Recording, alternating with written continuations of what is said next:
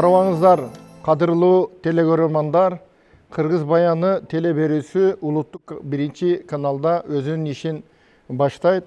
Бүгүнкү берүүбүз өткөн берүүлөрдүн логикалык уландысы болуп эсептелет. Дагы теманын жалпы аталышы Кыргыз тарыхын, археологиясын, этнографиясын, салттуу маданиятын жана элдик ооз-эки чыгармаларын изилдеген атактуу кыргыз таануучулар тууралуу баяндар деп аталат. Дагы бүгүнкү берүүбүз атактуу кыргыз таануучу, тарых илиминин доктору, профессор, археолог, этнограф, түрколог Александр Натанович Беренштамга багышталат. Беренштамдын кыргыз тарыхындагы ээлеген өзгөчө орunu бар.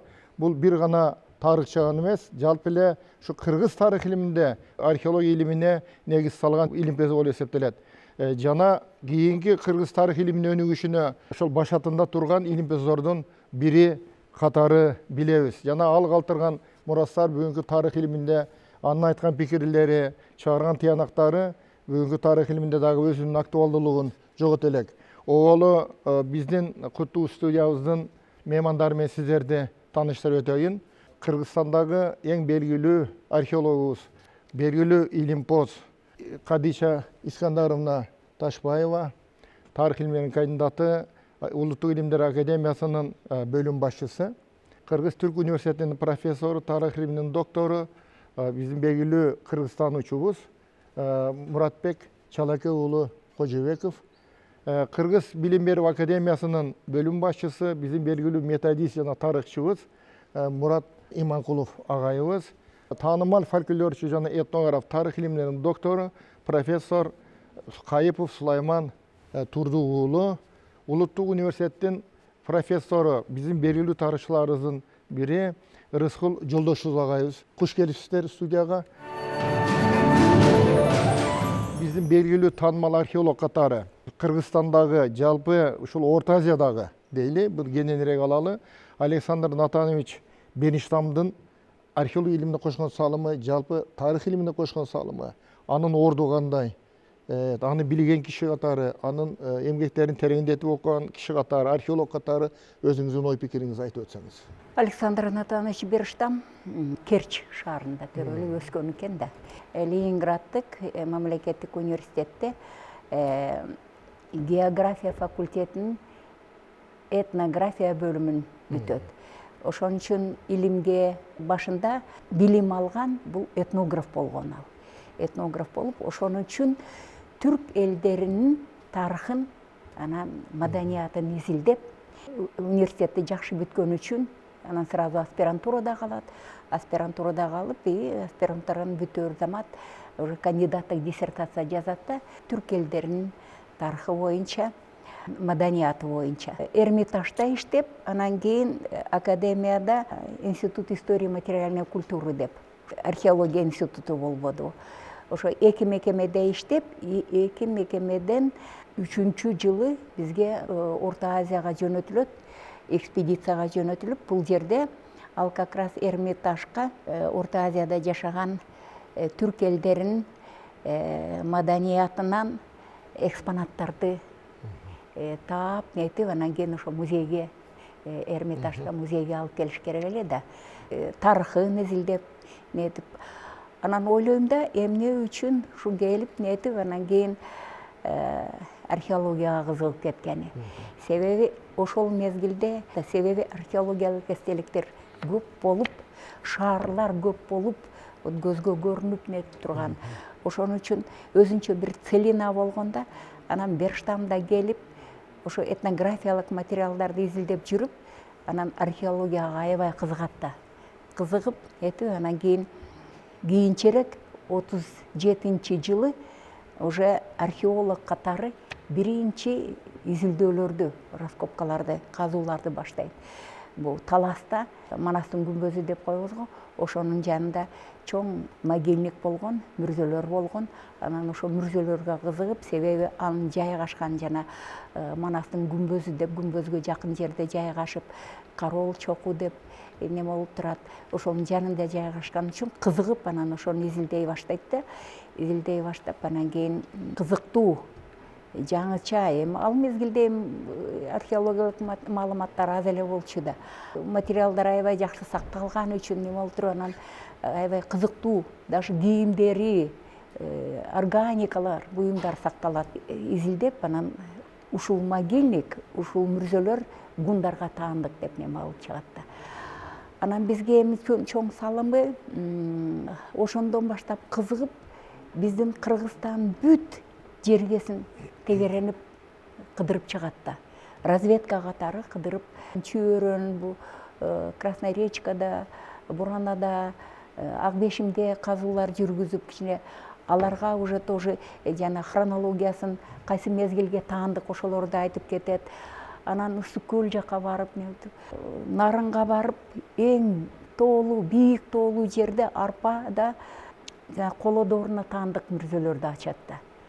Вот Берштам биринчи коло доорунда, уже биздин бийик тоолордо да эл жашап, коло доорундагы андрондуктар жашап, анан ошо маданиятын калтырганын белгилеп кетет да. Анан 40-жылдары бар негизги анан чоң могу салым, чоң Чүй каналы курулуп атканда, ошол жерде надзор жүргүзүшөт да. 150 километр немени 40 күндө казып чыгышат, анан ошол жерде надзор, археологиялык надзор жүргүзүп, анан эң көп, эң чоң мындай материалды каналдын трассасынан табылат да. Анан даже биринчи Кыргызстандын, анан кийин кыргыздардын тарыхынын периодизациясын ошол материалдар негиздейт. Ошол эле мезгилде Казакстандын түштүк жагында да бир топ эстеликтерди изилдейт. Бирок басымдуулук кылат биздин Кыргызстанды жергесин изилдегени. 41-жылы түштүккө барып, анан ал жерде бир топ эстеликтерди таап, бул чалгындоо жумуштар жүргүзөт да. Эми бизде археологиялык жакта, анан кийин мондай тарыхый, байыркы тарыхыбыздан материалдар, маалыматтар жок эле да. Ошон үчүн чалгындоо жүргүзүп, бүт жергебизде билиш керек эле. Каерде, кандай процесстер жүргөнүн неме алганычы. Ошко барып туруп, мисалы, бир топ дөбөлөрдү азыр тепе деп коебуз, бул турак жайларда неме кылат, ошондо белгилеп кетет. Биз азыркы күндөрү 3-4 жылдан бери Шалта деген группаны Берштам белгилегенде, азыр биз изилдеп атабыз неме 4 жылдан бери. Чех археологдор менен биргелешип, анан аябай кызыктуу жаңы маалыматтарды Алайга барат. Анан кийин Алайды көрүп нетип, анан кийин Памирге барып, Памирден неме материалдар чогултуп, анан Берштам өзү бизде археология илиминин эң башатында турган илимпоз болгон да. Ошон үчүн биз Берштам Кыргызстан археологиясынын пионери деп айтабыз да. Анан андан тышкары Берштам бизде тарыхый, анан археологиялык илимин өнүгүшүнө да чоң салым кошкон да. Себеби согуш мезгилинде Берштам бизде ушул жакта жашап, ушул жакта иштеп калат. Себеби Берштам жаш мезгилинде еще Керчте жашаган үчүн, Керчте да жана суунун боюнда көп кыдырып нетип жүрүп, анан кийин түшүп кетип таштардан бутун сындырып, анан аксап жүрчү экен да.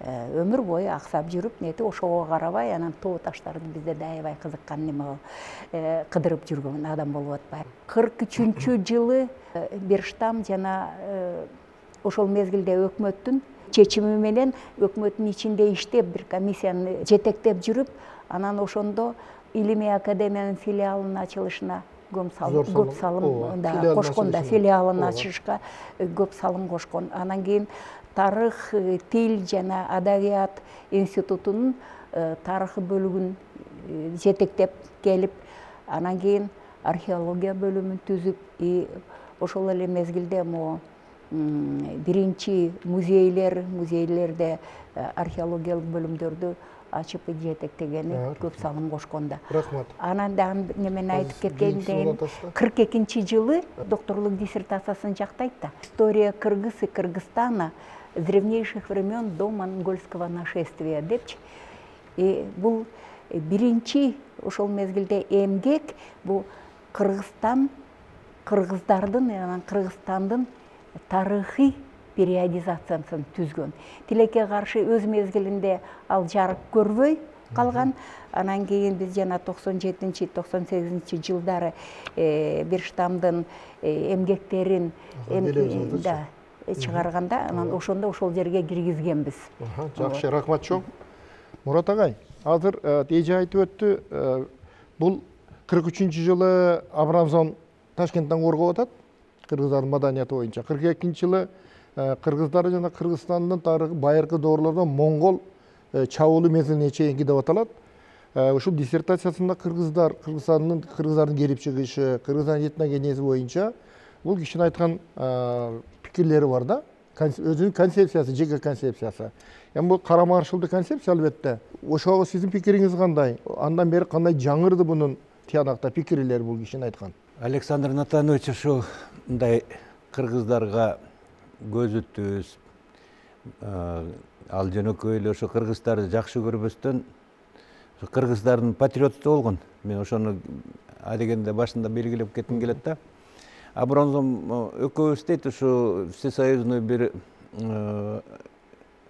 тарыхчылардын, искусство чеберлеринин бир съездинде болуп, анан кийин ал жерге союздук республикалардын баары тең куттуктоо кылып атышат дейт. Өзбекстандан, Казакстандан, Түркмөнстан, Тажикстан баарынан келип атат дейт куттуктоолор. Биздин Кыргызстандан куттуктоо жок, келген жок деп биз ушундай кабатыр болуп отурдук дейт. Ушундай эле мамилени биз Александр Натанович Бернштамдын изилдөөлөрүнөн байкайбыз да. Александр Натанович жогоруда Кадиче эже жакшы айтып кетти да. Бул жерде аябагандай айкалыштыра изилдегенде археологиялык материалдар менен жазма булак маалыматтарын, анан ошол эле кезде илимий изилдөө жыйынтыктарын баарын эске алып изилдеген. Александр Натанович Бернштамдыкындай мындай мамиле кылган тарыхта чанда жолугат. Өзү 46 жашка чейин жашап, ошол жашка жеткенче 200дөн ашык илимий изилдөөлөрдү жүргүзүп, анын көпчүлүгү ошо кыргыздар менен Кыргызстанга арналган. Ошо кыргыздарга арналган эмгеги согуш жылдарындагы Александр Натанович Бернштамдын ошо докторлук диссертациясы да. Ошо докторлук диссертациясынын структурасы ал кыргыз тарыхы, Кыргызстандын тарыхы деп айкалыштырып атат да бул жердечи. Анан кыргыз тарыхы дегенде Бернштам ушунчалык учкул ойлорду айткан. Ошо учкул ойлордун бири деген ал адегендеги кыргыздардын жашаган мекенине байланыштуу, байыркы кыргыздардын тарыхынын үзгүлтүксүз ошо тарыхта катталышы, анын деген эскерилиши, тарыхый окуяларга катышышы. Андан кийинкиси ошо кыргыздардын байыркы мекенине байланышкан окуялар. Ошо кыргыздарды байыркы мекенин ал эки бөлүп караганда, кыргыздардын бир бөлүгү байыркы мезгилден баштап эле, башкача айтканда, хундардын Шанюк Чижичиринин биздин заманга чейинки 48-жылы ошо хундарга кол салганда, башкача айтканда азыр Кыргызстанга кол салганда, ал батыш бөлүгү азыркы Кыргызстандын аймагында, тактап айтканда Таласка чейин жетип, ошо Таластагы кең кол маданияты кыргыздардын маданиятына түспөлдөш, окшошураак жактарын тапканга аракет кылып, салыштыруу маселесин да козгойт да бул жердечи. Кыргыздардын экинчи бөлүгү, биринчи академик Бартальд козгоп кеткен Монголиянын батышындагы Хергас-Нур көлүнүн тегерегинде кыргыздардын чыгыш бөлүгү орун алган деп изилдейт дагы. Андан кийинкиси ошо кыргыздардын көчүн бир канча этап менен, муну кийин Тынчтыкбек Чороев дагы улантып, анын деген ошо диффуздук кыргыздардын көчү деп аны жактап, аны изилдөөсүн өркүндөтүп келди. Ошо диффуздук жерде жанагы байыркы түрк доорунда, түрк каганаттар мезгилинде кыргыздардын бир бөлүгү көчүп келгендиги, 840-жылкы улуу державалык мезгилде кыргыздардын бир бөлүгү дагы жер которгондугу туурасында, Каракытайлардын мезгилиндеги кыргыздардын көчүп келиши, анан кийин акыркысы ошо монгол мезгилиндеги кыргыздардын жер которушу деп бир канча этаптык бөлүктөргө бөлүп караган. Бул жагынан алганда Александр Натанович Бернштамдын изилдөөлөрү тактоого дагы арзыйт. Ошондой эле ал жерден биз ошого салыштырып изилдөөнүн натыйжасында Бернштамдын ой пикирлерин өркүндөтүүгө дагы мүмкүнчүлүк түзүлөт да. Рахмат. Александр Натанович Бенештам өзі Керчьтен, анан Севастополга келіп адан ары Санкт-Петербургта Ленинград оқып билим алып атпайбы. Анан ал жерде алгач ал этнограф адистигин бүтүп, география факультетинче. Анан бул ошол этнограф болгону кийин дагы кыргыз тарыхын изилдөөдө дагы анын пайдасы тийген да этнограф катары. Анан Сулайман агай, бул ошо согуш учурунда Александр Натановичтин эже да айтып өттү. Ушул Кыргызстандагы илимдер академиясынын филиалынын ачылышына, ошол эле кыргыз тарых, тил жана адабият институтунун ачылышына ошонун башатында турган адистер да булар Маданият министрлигинин багытында. Ошол жылдары Манас тууралуу айтканда бул киши. Манас эпосу жөнүндө кандай ойду айткан, кандай пикирди айткан? Александр Натанович Берништам өзү көп тармактагы көп илимий булактарды колдонгон. Анан ошонун ичинен барып келип эле ошол кыргыздын тарыхын тереңдетип изилдөөгө, кыргыздын тарыхын көп жагынан пропагандалоого көбүрөөк көңүл бурган ушундай окумуштуу экен да. Биз эми жаш кезибизде окуп таалимин алдык да, өзүн көргөн жокпуз, бирок китептеринен окуганда мен дайыма ушундай ойго келер элем. Бул кыргызга абдан күйгөн кыргыз бекен деп деле ойлоп каласың да, себеби аябай күйүп жанып бир нерсени ушул далилдеш үчүн аракет кылып жазат. Ошонун ичинен Манас деген ал жылдарда Манас абдан талашка түшүп, тартыш болуп турган кез болчу.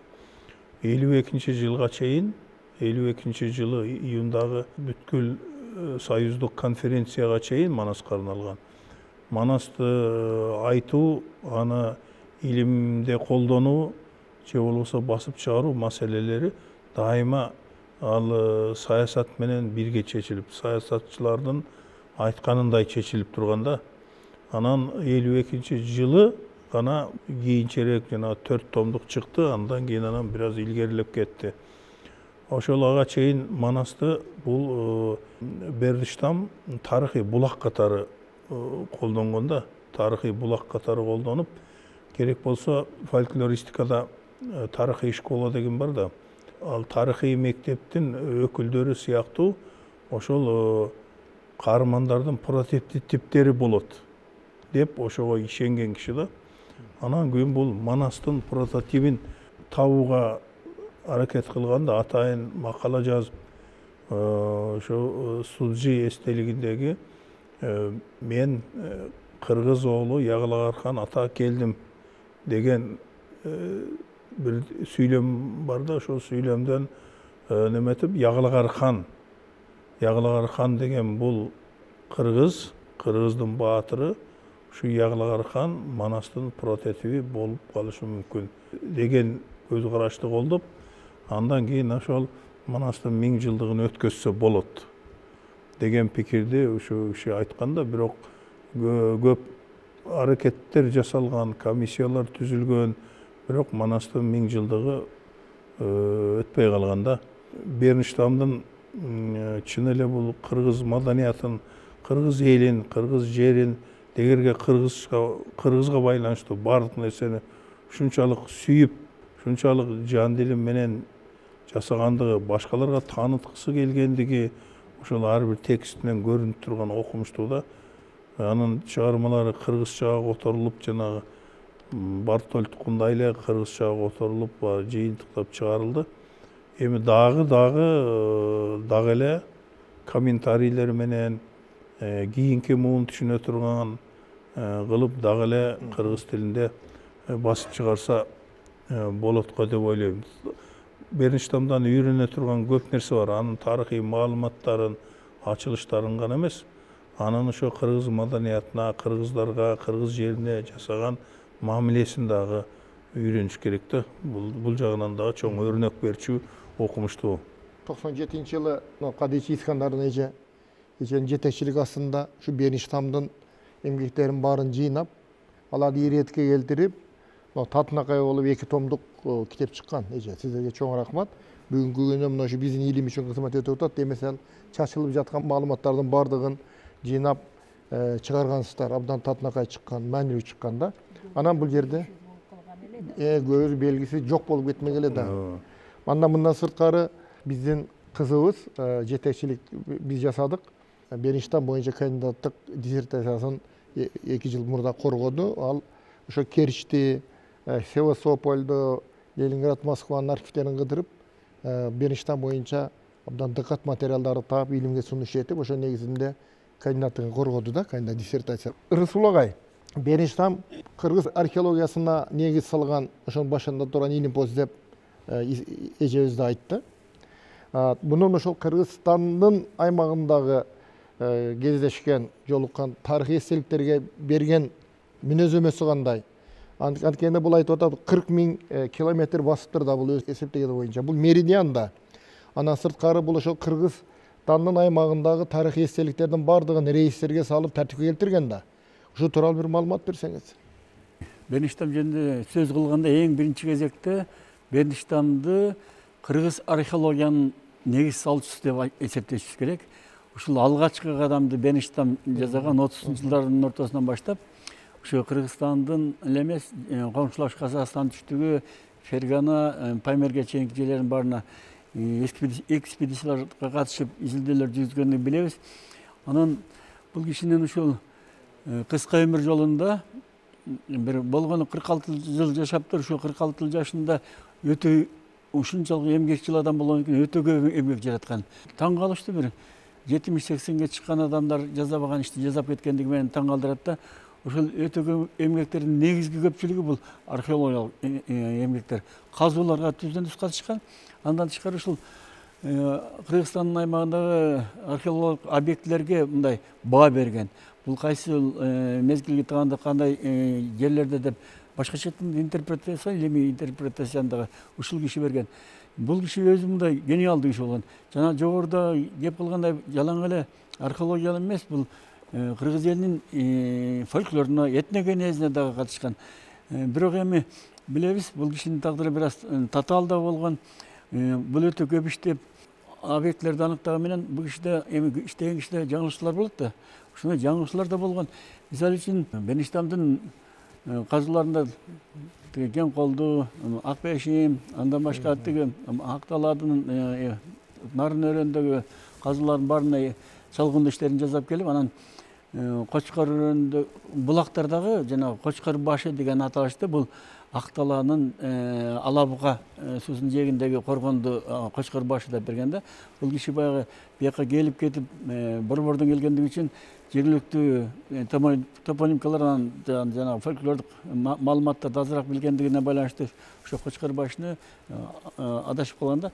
Бирок азыркы күндө ошо Кочкор башы Кочкор өрөөнүнө жакын Сиздин көлдүн жанындагы бир шаар деп Махмуд Кашкары берет. Сиздин көл Соң көл. Киши болсо Соң көлдүн аркы бетин берген да.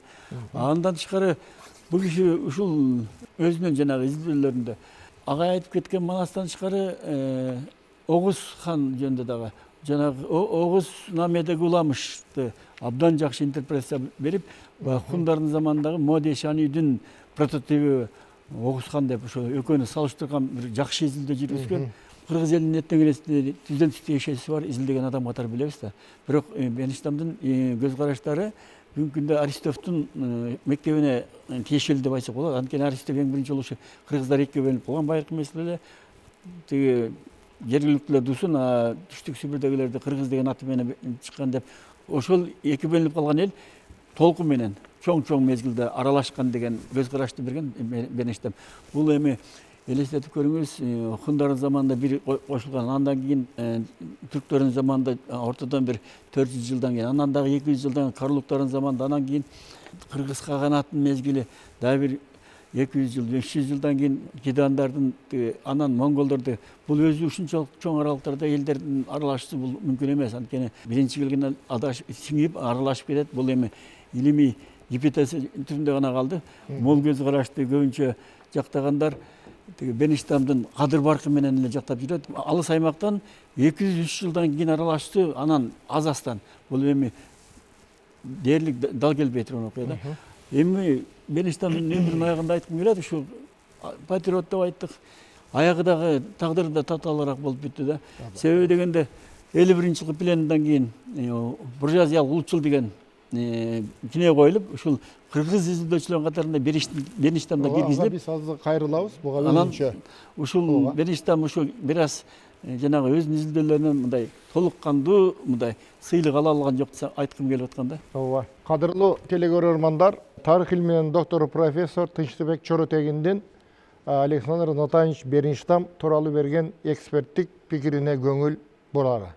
Александр Натанович Берништам чындыгында өзү теги орусиялык болгон менен кыргыздын өзүнө кыргыз сыяктуу эмгек сиңирген атактуу археолог, кыргызстануучу, тарыхчы болуп эсептелет. Ушул инсан болгону 46 жыл жашаган экен. Ушул сүргөн өмүрүнүн көпчүлүк жылын ал Кыргызстанга багыштаган деп айта алабыз.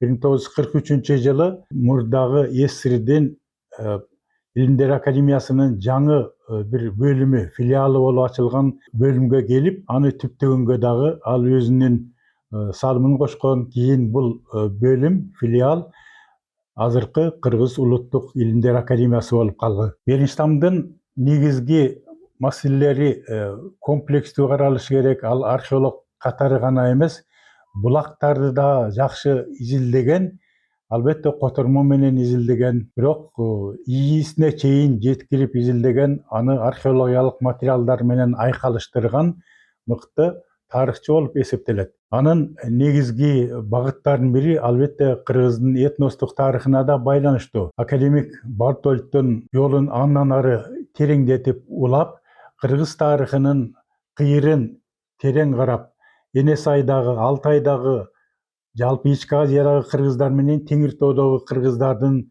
алакаларын тыгыз белгилеп, ошону баса белгилеп жазып, улам жаңы булактар менен аны тасыктоого умтулган окумуштуу болуп саналат да. Албетте анын көп тарамдуу иштеринин бири Манас таану менен да байланыштуу болуп, Манастын келип чыгышы жөнүндө ушундай татынакай өзүнүн вариантын белгилеп, аны расмий белгилеш үчүн Манастын тарыхый датага байланышы керек да. Дал ушуну улуу кыргыз каганатынын чыгыш дооруна байланыштырып, атайын маараке өткөрүү жөнүндө демилгелүү топтун өкүлү болуп, ошого тарыхчы катары салым кошкон. Албетте биз тарых инсандар жөнүндө айтканда бөлүп карай беребиз. Мындай чогуу караган болсок, ошол кезде мисалы үчүн акын Жоомарт Бөкөнбаев 1944 жылы ошол Манас жөнүндө фильм тартам деп, көркөм тасма тартам деп жүрүп, Ысык көлдө каза болуп жатат да. Дал ошол учурда бул